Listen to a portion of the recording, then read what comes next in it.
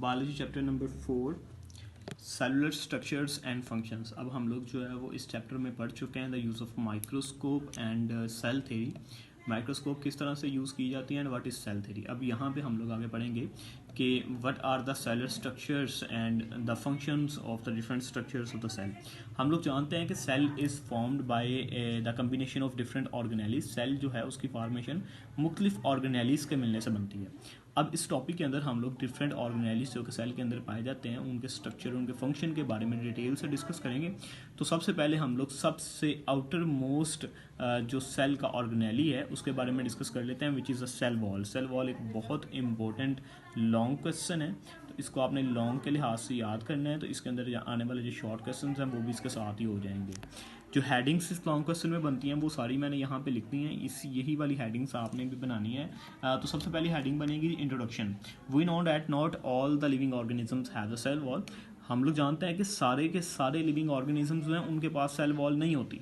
Cell wall सिर्फ पाई जाती है प्लांट्स के पास, फंजाई के पास और बैक्टीरिया के पास। कुछ प्रोकैरियोट्स जो हैं, प्रोकैरियोटिक सेल जिनके पास होता है, like bacteria and cyanobacteria, in 3 living organisms के पास सेल वॉल होती है। इसके अलावा पाए जाने वाले जो दूसरे लिविंग ऑर्गेनिज्म हैं उनके पास सेल वॉल नहीं होती। ये चीज़ आपने याद रखनी है MCQs के लिए भी कि cell wall is only present in plants, fungi and bacteria and it is not present in the animal और एल्गी यूग्लिना सेल। इन सेल्स के अंदर ये मौजूद नहीं होती। अब इसकी डेफिनेशन ये है कि cell wall is formed by the non living cells. ये नॉन लिविंग सेल्स की बनी होती है and it is a very hard form of the cell wall. ये एक बहुत ज़्यादा हार्ड वॉल होती है। ये इसकी प्रॉपर डेफिनेशन आ जाएगी हमारे पास। स्ट्रक्चर की बात करें तो सेल वॉल के पास बेसिकली 3 चीज़ें मौजूद होती हैं, primary wall, secondary wall and plasmodesmata. Primary wall जो है वो सेल वॉल का जो आउटर मोस्ट पार्ट है, it is called the primary wall. इसके अंदर ज़्यादा जो बहुत ज़्यादा केमिकल्स वैसे तो पाए जाते हैं, लेकिन सबसे ज़्यादा जो केमिकल पाया जाता है it is the cellulose. Cellulose जो है वो इसके अंदर सबसे ज़्यादा केमिकल जो है वो पाया जाता है। अब कई हमारे पास ऐसी प्लांट के अंदर वॉल्स होते हैं लाइक जाइलम सेल्स और फ्लोएम सेल्स, जिनके पास प्राइमरी वॉल के अंदर वाली साइड पे एक और मोटी सी बहुत ज़्यादा थिक वॉल होती है, जिसका काम ये होता है कि सेल को एक्स्ट्रा स्ट्रेंथ प्रोवाइड करना है। क्योंकि जाइलम और फ्लोएम के अंदर हम लोग जानते हैं फूड मटेरियल पास आउट होता है, तो वहाँ पे एक्स्ट्रा स्ट्रेंथ की ज़रूरत होती है। तो इसलिए वहाँ पे प्राइमरी वॉल के साथ जो है वो सेकेंडरी वॉल भी मौजूद होती है, ताकि सेल के अंदर जब फूड या वाटर जाए तो वो सेल जो है वो बर्स्ट ना कर जाए। और इसके अंदर भी बहुत ज़्यादा केमिकल्स मौजूद होते हैं, लेकिन जो मेन केमिकल यहाँ मौजूद होता है इट्स द लिग्निन। लिग्निन एक बहुत ज़्यादा हार्ड केमिकल है जो कि सेकेंडरी वॉल में मौजूद होता है। उसके बाद प्राइमरी और सेकेंडरी वॉल के दरमियान छोटे छोटे सुराख मौजूद होते हैं। इन सुराखों को हम लोग प्लाज्मोडेस्माटा का नाम देते हैं। अब ये सुराख इस वजह से होते हैं ताकि 2 सेल वॉल्स हैं वो आपस में कनेक्टेड रह सकें। ठीक है, अगर ये प्लाज्मोडेस्माटा ना होते तो सेल के अंदर ना तो कोई चीज़ जा सकती और ना ही कोई चीज़ जो है वो सेल से बाहर आ सकती। तो इसलिए 2 सेल्स को, नेबरिंग सेल्स को आपस में कनेक्टेड रखने के लिए सेल वॉल के अंदर जो है ये डिफरेंट सुराख मौजूद होते हैं, जिनका हम लोग प्लाज्मोडेस्माटा का नाम देते हैं।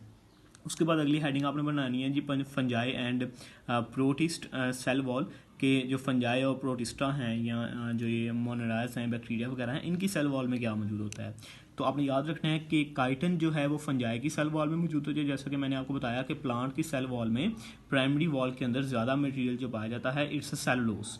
ये सेलुलोज ये भी आपने याद रखना है कि ये जिग जैग फैशन के अंदर पाया जाता है। कुछ इस तरह से क्रॉस वॉल्स की फॉर्म में सेलुलोज पाया जाता है ताकि सेल वॉल जो है बहुत ज़्यादा हार्ड हो जाए। तो ये सेलुलोज जो है ये फंजाई की सेल वॉल में नहीं होता। तो फंजाई की सेल वॉल में क्या होता है, काइटिन मौजूद होता है। उसके बाद जो प्रोटिस्ट है या बैक्टीरिया वगैरह हैं, इनकी सेल वॉल के अंदर सेलुलोज या काइटिन नहीं होता, बल्कि एक और मटेरियल होता है विच is a peptidoglycan. Peptidoglycan is a mixture of amino acids, protein and glucose. Glycan का मतलब है ग्लूकोज और पेप्टिडो का मतलब है प्रोटीन्स। प्रोटीन्स और ग्लूकोज का एक मिक्सचर, इसको कॉन्जुगेट मॉलिक्यूल भी कहते हैं, ये पाया जाता है प्रोटिस्ट की सेल वॉल में। उसके बाद फंक्शन जो है वो सेल वॉल का स्टार्ट में लिखा हुआ है, लेकिन आपने जो है फंक्शन एंड पे लिखना है, क्योंकि स्ट्रक्चर हम लोग पहले डिस्क्राइब करवा के फिर एंड पे फंक्शन लिखते होते हैं। तो फंक्शन सेल वॉल का ये आएगा कि ये बहुत ज़्यादा हार्ड होती है, इसका काम होता है सेल को प्रॉपर शेप देना, सेल को स्ट्रेंथ देना, और एक जो अंदर वाले मटेरियल्स हैं बाहर वाले मटेरियल्स को आपस में कनेक्ट करवाना, मटेरियल्स को मूव करवाना, ये इसका जो है वो एक थोड़ा सा फंक्शन होता है। ये सेल को एक प्रॉपर शेप और स्ट्रेंथ प्रोवाइड करते हैं। तो आपका होमवर्क यही है कि आपने ये पूरा लॉन्ग क्वेश्चन जो है वो इसी तरह से हेडिंग बना के अपनी नोटबुक्स पे लिखना भी है और याद भी करना है।